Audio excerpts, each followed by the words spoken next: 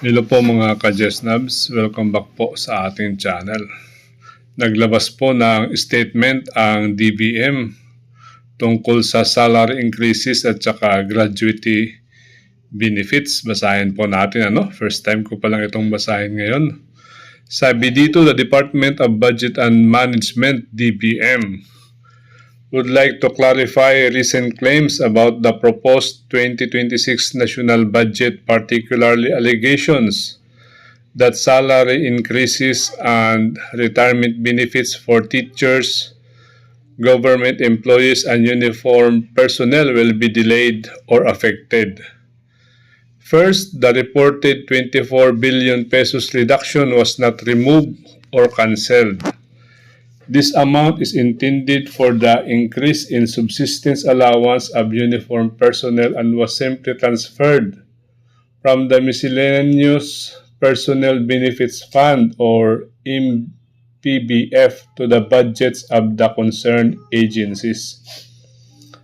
This move follows the government policy of placing regular and specific benefits directly under agency budgets, so funds can be released and used more directly, faster, and with greater transparency.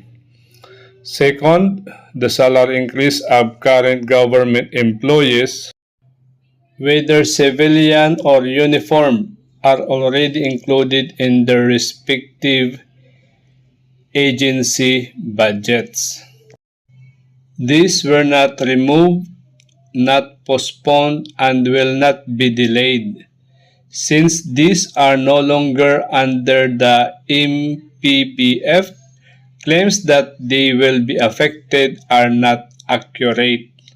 Ganun naman pala Di mali yung kanilang akusasyon na ito ay napunta sa unprogrammed allocations. Ito, basahin pa natin. The only possible impact, if any, would be the new hires, and this would depend on how quickly vacant positions are filled.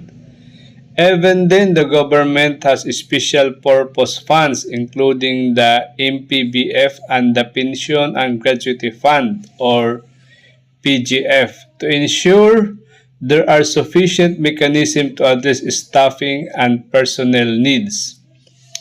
Third, the pension of uniformed personnel is not affected. The only group that may be impacted are those newly retiring under optional retirement, and this will still go through existing rules, processes, and safeguards.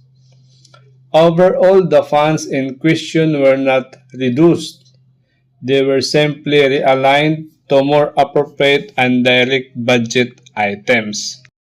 The purpose of this adjustment is to improve implementation, not to reduce the benefits of public servants.